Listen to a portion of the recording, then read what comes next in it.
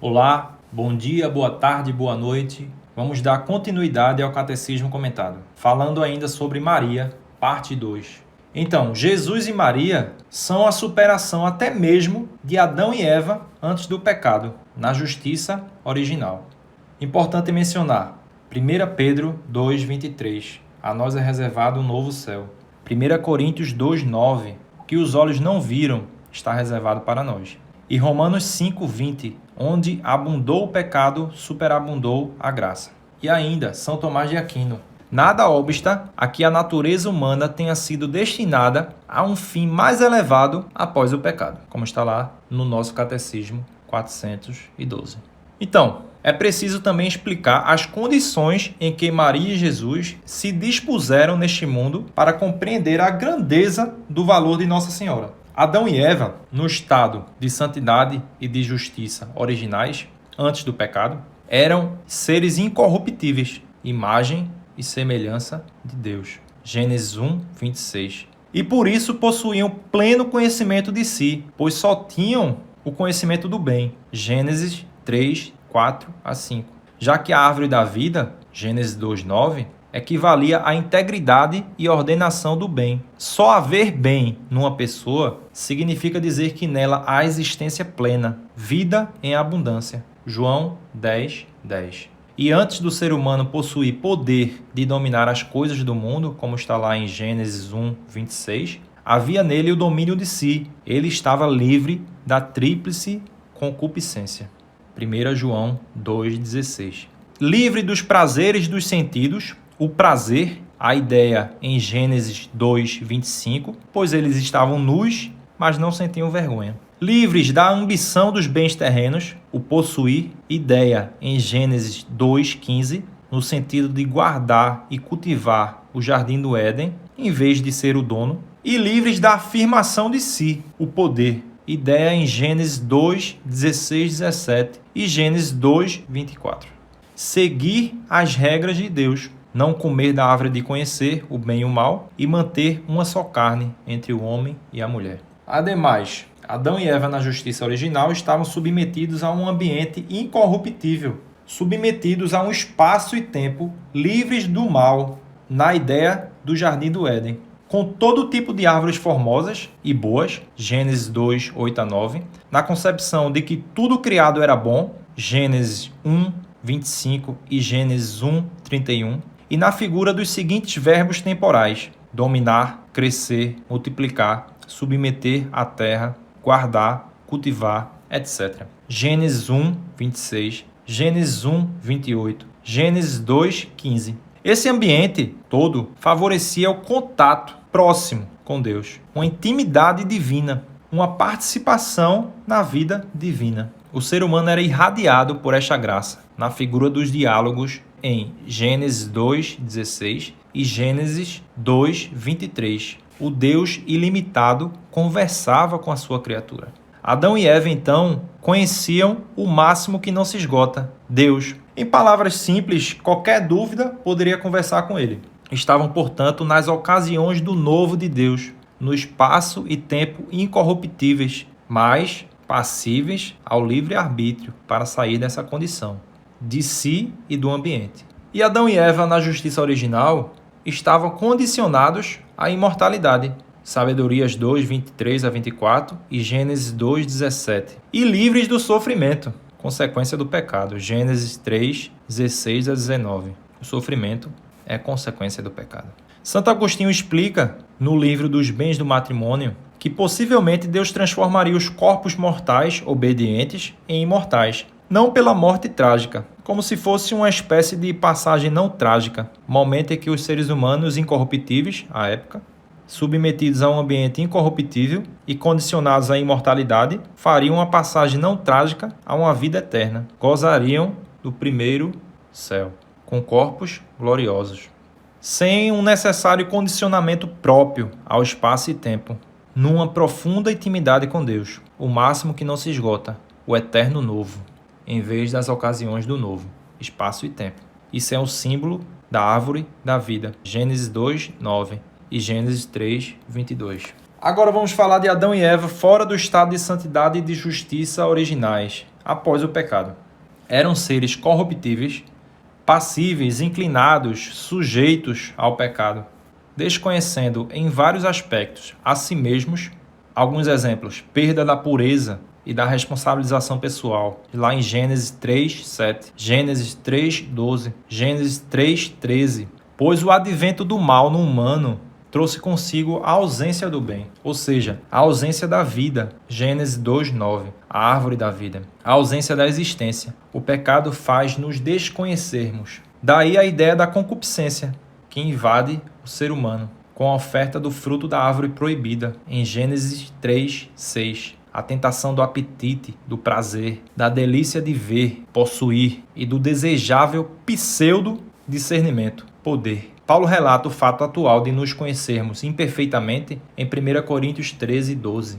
E Adão e Eva, após o pecado, estavam submetidos, sujeitados a um ambiente corruptível, inclinados a este ambiente, submetidos a um espaço e tempo passíveis ao mal, na figura da expulsão do paraíso do Jardim do Éden, em Gênesis 3:23.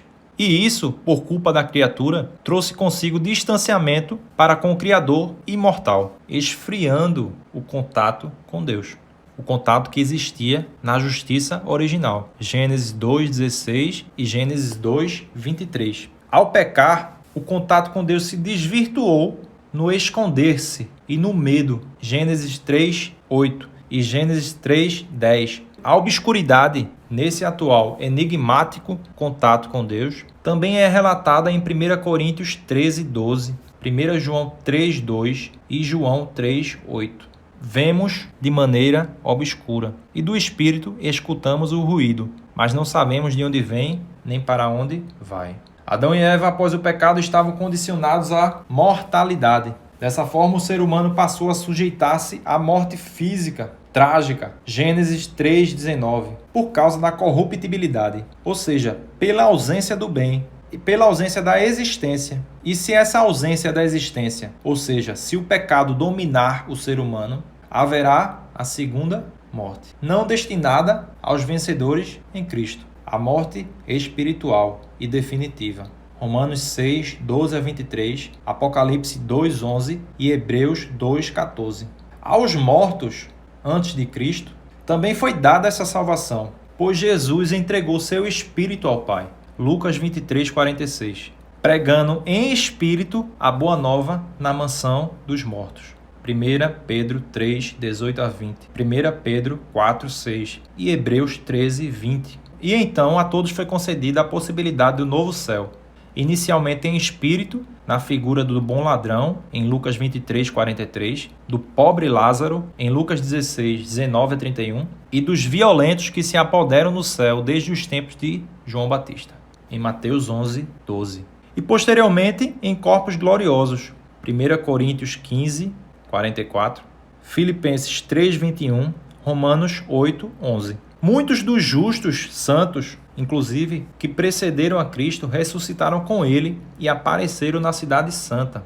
Mateus 27:52-53. Em todo caso, via de regra, no fim dos tempos, no último dia, todos ressuscitarão, uns para a vida e outros para o julgamento. João 5:29, João 6:39-40, 44, 54 e João 11:24. Jesus e Maria, em superação a tudo, são seres incorruptíveis. Como vimos, Maria autodeclarou-se humilde, afirmou que todas as gerações a chamarão de bem-aventurada e disse ser a serva do Senhor. Lucas 1:48-49, Lucas 1:38.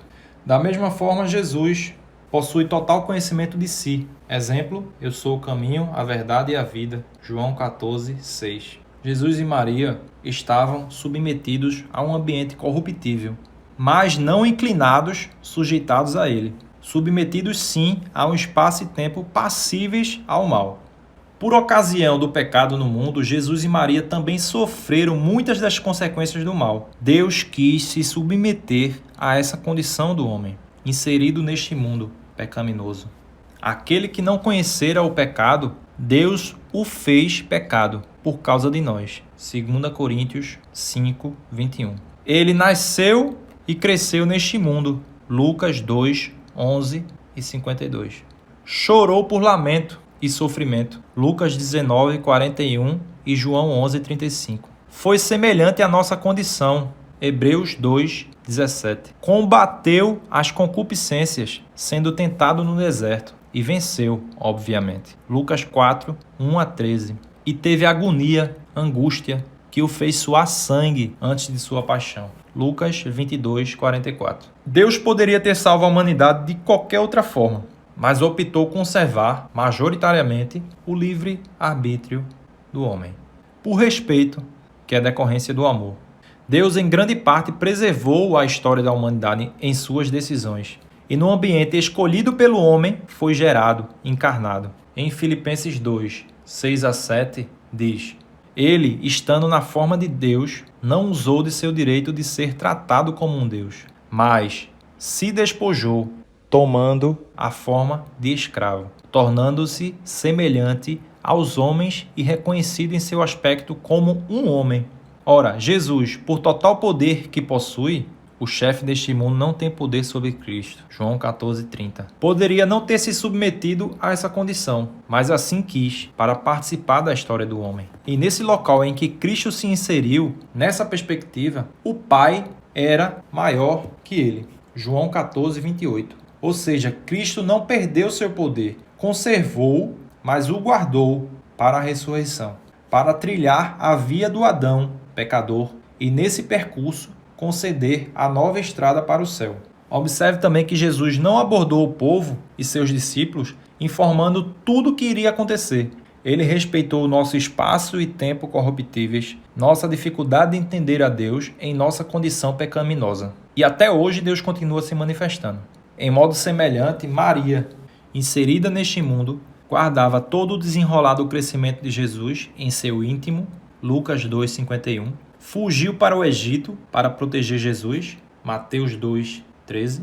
E suportou uma imensa dor, Lucas 2:35. Uma espada te atravessará. Então Jesus, por opção, não por ausência de poder, e Maria, por servidão total a Jesus, viveram nesta terra na condição deste mundo. Nesse contexto, o contato com Deus Pai era submetido em certa medida aos modos do ser humano distante do Jardim do Éden, por escolha e não por ausência de poder de Deus, para estreitar totalmente os laços. Ou seja, Deus entra na história do homem para salvá-lo. Deus Pai poderia desde logo adentrar apenas divinamente no nosso ambiente pecaminoso, mas estaria dando luz a tudo o que desrespeitaria os caminhos propostos pelo nosso livre arbítrio. Deus permitiu que as nações seguissem os próprios caminhos. Atos 14:16. Em Jesus, Deus entrega ao homem o caminho verdadeiro para a vida. João 14:6. Deus não precisava de nada do ser humano. Em si, é completo e perfeito, mas adentrou na história do homem, não somente em Jesus, todo o passado e todo o presente. Adentrou no lugar corruptível, escolhido pelo homem, para que o homem procurasse o divino. Atos 17, 24 a 28. Ao encarnar-se, ele, Jesus, na nossa condição humana deste mundo pecaminoso, se inclinou para proporcionar salvação aos que, também por livre-arbítrio, quiserem. Essa é possivelmente a razão pela qual Deus Pai realizou contato com Maria por meio do anúncio do anjo Gabriel. Lucas 1:28. E porque Jesus praticava o ato de orar ao Pai sozinho. Mateus 14:23, Mateus 26:36 e Lucas 6:12. Importante frisar que essa realidade não rompe a unidade do Pai para com o Filho e também para com Maria. Pois ser um não equivale a manter contato direto, e sim a manter a perfeição. Só há um perfeito. Quando sou perfeito, sou um com ele. Jesus mesmo explicou a unidade. Eu estou no Pai, e o Pai está em mim. João 14:11. O Pai presente no Filho, também humano. E João 14:23. A quem ama Cristo, Deus fará morada. E Paulo também disse: Deus não está longe de cada um de nós, pois nele vivemos, nos movemos e existimos, porque somos também de sua raça. Atos 17, 27 a 28. Ademais, todo esse relato não significa dizer que o contato seja totalmente longínquo com Deus. Lembrar do batismo de Jesus. João 3, 17, quando Deus Pai afirmou em voz própria que Cristo é o seu Filho querido. E Jesus e Maria estavam condicionados à imortalidade, em superação até mesmo ao Adão e à Eva da justiça original. Jesus e Maria foram capazes de estabelecer a vida eterna, vencendo a morte. Jesus em cooperação por excelência, ele é o caminho verdadeiro para a vida, João 14,6, e Maria em cooperação plena à redenção, Lucas 1,38. Jesus foi, então, condicionado à imortalidade por meio da morte trágica, e com isso nos deu a possibilidade de um destino mais elevado que o primeiro, um novo céu, 1 Pedro 2,23. Para a passagem ao primeiro céu, em Adão e Eva na justiça original, não havia a morte trágica. Ao novo céu, o percurso para a árvore da vida, Gênesis 2,9 e Gênesis 3,22, é diferente. É a batalha vitoriosa. Não é que o primeiro céu e o novo céu tenham entre si menos ou mais perfeição. Essa comparação seria incabível. O novo céu é mais esplendoroso pelo fato de ter sido conquistado pela luta, pelo combate. Mateus 11:12. Pois foi estabelecido com o poder de Cristo, apesar de todos os obstáculos que colocamos. E nós, com nossas vidas, prolongamos a cruz de Cristo. Colossenses 1:24. Vencida a morte espiritual pela morte física de Cristo, Hebreus 2:14-15, tem-se que o novo Adão e a nova Eva estão no céu, corpo e alma, corpos gloriosos, pois a incorruptibilidade e a imortalidade, 1 Coríntios 15:54, reinaram em suas vidas. O primeiro Adão e a primeira Eva, condicionados à imortalidade, não fizeram a simples passagem para a consolidação da eternidade, por decisão própria. O novo Adão e a nova Eva percorreram todo o caminho para a vida eterna. Então Maria, ao término de sua vida terrestre, por mérito de Jesus, foi assunta ao céu, como participação singular na ressurreição de Cristo e antecipação da ressurreição dos outros cristãos. Afinal, há uma mulher incorrupta ao término desta corrida terrestre, 2 Timóteo 4:7, não caberia outra realidade a não ser o céu, de corpo e alma. Provavelmente Maria nem a morte trágica experimentou, pois um ser totalmente incorruptível, acolhendo um novo caminho de salvação, seu Filho, Cristo, já teria um rumo certo. É verdade que antes de Cristo, ninguém tinha subido ao céu, a não ser aquele que desceu do céu, Jesus, João 3:13. Mas esse mesmo Jesus que desceu, elevou sua mãe, incorrupta, ao céu, de corpo e alma, e levará seus eleitos no último dia. E pela imortalidade do corpo e da alma, não estaremos propriamente sujeitos ao espaço e tempo. Experimentaremos Deus, o máximo que não se esgota, o eterno novo. Observe que Cristo, ressuscitado, apareceu no meio dos discípulos, mesmo estando de portas fechadas. João 20:26. Não era reconhecido em sua fisionomia anterior. João 20:14. Lucas 24:16, Mateus 16:12 e Lucas 24:37. E ficou invisível, desapareceu diante dos discípulos de Emaús. Lucas 24:31. Como exemplo para nós, meros pecadores, corruptíveis e mortais neste mundo, tudo decorre da incorruptibilidade, convivência com Deus em nós. Se não há mácula, há pleno conhecimento de si. Se há pleno conhecimento de si, há unidade com Deus, há plena existência. Tendo plena existência, a consequente imortalidade, pelo novo caminho, Cristo. Por isso nós, humanos, aqui na Terra, devemos estar em busca da coroa incorruptível. 1 Coríntios 9:25. Pois com ela veremos a Deus, o máximo que não se esgota, o eterno novo, face a face, sem a obscuridade do pecado, e nos conheceremos em plenitude, como Deus nos conhece. 1 Coríntios 13:12. Mas para alcançar essa coroa, não seremos aqui na terra iguais a Jesus e Maria. Totalmente iguais não. Seremos seres corruptíveis, inclinados, sujeitos ao pecado. Mas em Cristo ganharemos a incorruptibilidade, ao decidir nos abstermos do pecado, pela conversão diária, pela graça dele. A conduta do ser humano de querer constantemente pertencer ao caminho. Atos 9:2. um eterno movimento para o céu. Então é isso, curte, compartilha, se inscreve no canal e ativa o sininho. Não esquece de ver a parte 1 para melhor compreender Maria. Amém? Deus te abençoe. Tchau, até o próximo vídeo.